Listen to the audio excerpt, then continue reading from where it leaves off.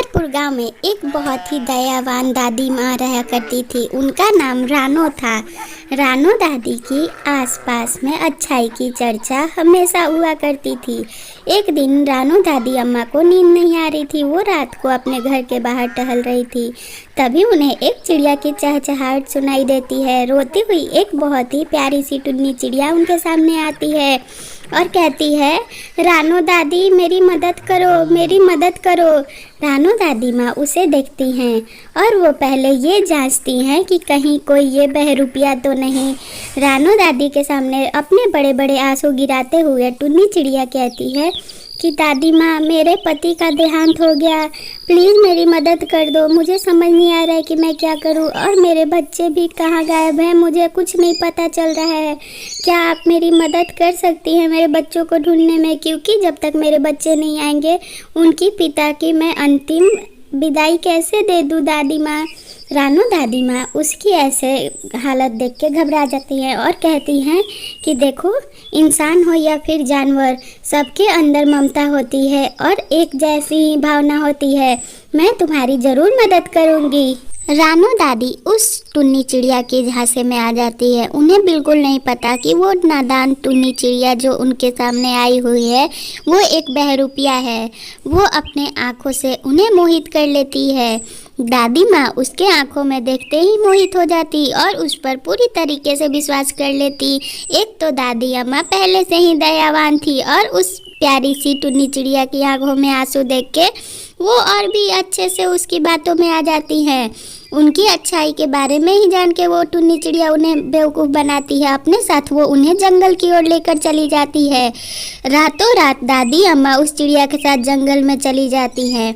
जब वहाँ सुबह होती है तो सभी टुनपुर गांव की टुन्नी चिड़िया अपने अपने काम पे लग के अपने गांव टुनपुर जाती हैं। वहाँ से वो लोग गुजरते हुए देखती हैं कि इस गांव में पूरा सन्नाटा पसरा हुआ है, कोई नहीं दिखाई दे रहा है। पूरे गांव वाले उन रानो दादी को ढूंढने के लिए आसपास के जंगल में और गांव में भटक रहे थे। दही वाले भी आवाज़ लगाते हुए वहां से जाता है, पर रोज की तरह उसकी बिक्री भी नहीं होती है। तभी गांव वाले परेशान होकर बाबा जी की कुटिया में चले जाते हैं और बाबा जी से यह घटना बताते हैं। बाबा जी कहते हैं कि तुम लोग बिल्कुल परेशान मत हो, मैं तुम्हारी रानो दादी को वापस ला दूंगा, तुम लोगों की घबराने की जरूरत नहीं है। गांव वाले कहते हैं कि रानो दादी तो कभी ऐसे अचानक गायब नहीं हुआ करती थी, आज पता नहीं उन्हें क्या हो गया, कहाँ चली गई हैं बिना बताए। हमें डर है कि कहीं वो किसी के झांसे में ना आ जाए। बाबा जी इस गांव में आते ही चुड़ैल को अपने मंत्र से बुला लेते हैं। चुड़ैल आ जाती है और कहती है कि हाँ, मैंने ही उठाया तुम्हारे गांव की रानो दादी अम्मा को, बहुत दयावान थी ना वो, मैं भिखारी थी और मैं जब वहाँ इनके दरवाजे पे आई थी तो इनके बेटे बहू ने मुझे भगा दिया था। ये लोग बहुत परेशान हो गए थे ना अपनी सासू अम्मा के दया से। सारी बातें वो चुड़ैल उस पंडित जी के जादुई डंडे के वार से बकने लगती है। चुड़ैल की ये बात सुन के उनके घर वाले बहुत घबरा जाते। वो लोग कहते हैं कि हमारी सासू माँ इतनी दयावान थी कि रोज़ हमारे दरवाजे पे कोई ना कोई कुछ मांगने आया करता था, और कभी कभी तो ऐसा होता था कि हमारे आगे के निवाला छीन के हमारी माँ उन गरीबों को दे दिया करती थी। इसलिए हम लोग परेशान होकर किसी भी भिखारी को भगा देते थे। तभी वो चुड़ैल कहती है कि उनमें से एक भिखारी मैं भी थी।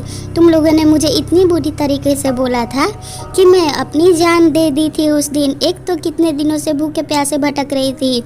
तभी रानो दादी उनके पीछे आती हैं। चुड़ैल कहती है कि मुझे नहीं पता था कि तुम लोग के अंदर ये सब बात है, मुझे लगा कि तुम लोग भिखारियों का मजाक उड़ा रहे हो। मैं तुम्हारी अब सासू माँ को छोड़ दूँगी, लेकिन बदले में तुम लोगों को एक वादा करना होगा कि अगर तुम्हारे दरवाजे पे कोई भी भिखारी आए तो तुम लोग उसे नहीं भगाओगे। गांव वाले कहते हैं कि ठीक है। हम लोग पूरे गांव वाले को इकट्ठा करते हैं। कुछ देर में वहाँ पूरे गांव वाले इकट्ठा हो जाते हैं और वो लोग आते ही उस भूतिया चुड़ैल के सामने कहते हैं कि आज के बाद हमारे दरवाजे पे कोई भी भिखारन आए या गरीब आए, हम उन्हें कभी अकेले नहीं लौटने देंगे, हम उनकी मदद ज़रूर करेंगे। तभी उस भिखारन चुड़ैल की आत्मा को शांति मिल जाती है और वो वहाँ से मुक्त हो जाती है। सभी गांव वाले खुश हो जाते हैं क्योंकि उनकी दयावान रानू दादी उनके पास आ जाती है और फिर से वो हंसी खुशी रहने लगते हैं। ऐसी कहानी के लिए चैनल सब्सक्राइब कर ले और वीडियो को लाइक कर दे।